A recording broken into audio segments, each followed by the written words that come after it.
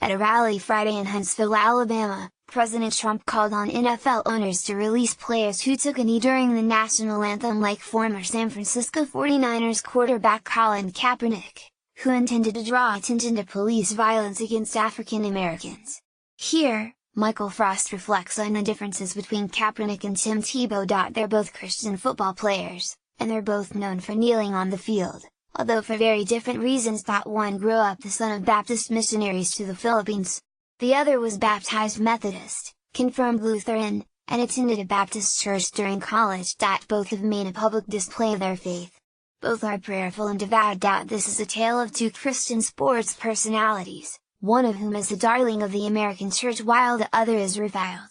And their differences reveal much about the brand of Christianity preferred by many in the church today. First up, there's Tim Tebow. Tebow was homeschooled by his Christian parents, and spent his summers in the Philippines, helping with his father's orphanage and missionary work. After his career in college and pro football, Tim Tebow pursued his quest to play pro baseball. Sean Rayford AP filed during his college football career, the Heisman Trophy winner frequently wore references to Bible verses on his eye black, including the ubiquitous John 3:16 during the 2009 BCS championship game. He has been outspoken about his pro-life stance, and his commitment to abstinence from sex before marriage. He is a prominent member of the Fellowship of Christian Athletes, an organization that insists that leaders sign a statement of sexual purity, stating that sex outside marriage is unacceptable to God. He has preached in churches, prisons, schools, youth groups, and a welter of evangelical conferences. And he is well known for his signature move, dropping to one knee on the field, his head bowed in prayer, his arm resting on his bent knee, known throughout the world as Tebowing. He's clean-cut, polite, gentle, respectful. Then, there's Colin Kaepernick. Kaepernick, until recently the quarterback for the San Francisco 49ers, was born to a 19-year-old, single, white woman. His black father had left the picture before Colin was born. His mother was destitute and gave him up for adoption. He was raised by the Kaepernicks, a white couple from Milwaukee. Colin Kaepernick is still unsigned by any NFL team. Marcio Jose Sanchez AP file. His body is festooned with religious tattoos, including depictions of scrolls, a cross, praying hands, angels defeating demons, terms like "to God be the glory," "heaven sent," "God will guide me," Psalm 18:39 and Psalm 27:3. He has said, "My faith is a basis from where my game comes from. I have been very blessed to have the talent to play the game that I do and be successful at it. I think God guides me through every day and helps me take the right steps and has helped me to get to where I'm at.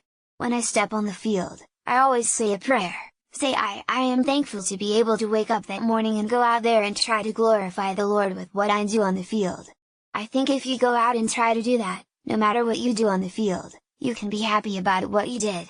And Kaepernick's faith isn't just about making him feel happy. It's turned him into an activist and philanthropist.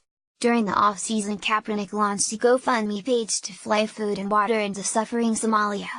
It surpassed his $2 million goal in just 4 days.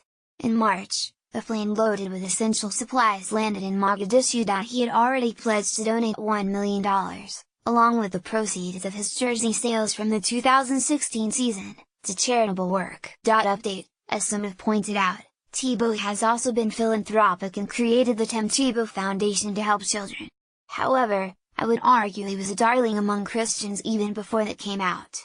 This year, Meals on Wheels announced it had received $50,000 from Kaepernick. He joined with the charitable organization 100 Suits, to pass out free suits in front of the New York State Parole Office for people who have been released from prison and are looking for jobs. But we all know why Colin Kaepernick is most famous. Beginning in 2016, he refused to stand to attention during the playing of the American national anthem. Kaepernick decided to either remain seated or kneel during renditions of the Star-Spangled Banner in support of Black Lives Matter and to protest police violence against black people. He explained, "I am not going to stand up to show pride in a flag for a country that oppresses black people and people of color.